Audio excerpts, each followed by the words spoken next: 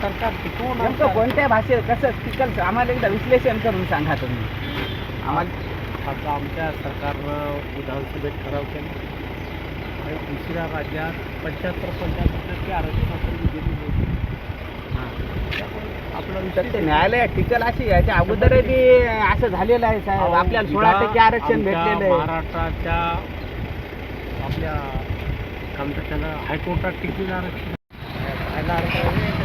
आमचं असं म्हणजे आता टिकायला पाहिजे बस. सर दुसरा एक प्रश्न होता तुम्ही जरांगे पाटलाला जे प्यादे म्हणले त्याचे काही पुरावे आहेत का आपल्याकडे? म्हणजे आम्ही बी संभ्रमात आहे त्याविषयी. विश्लेषण आम्हाला एक सांगा ना कसं. म्हणजे आज परत दिलगिरी व्यक्त करताय का? केली का काल? बर. सगळ्या माध्यमाला दिलगिरी एक समाज बांधवाकडून विनंती आहे साहेब, परत असं बोलू नका काही.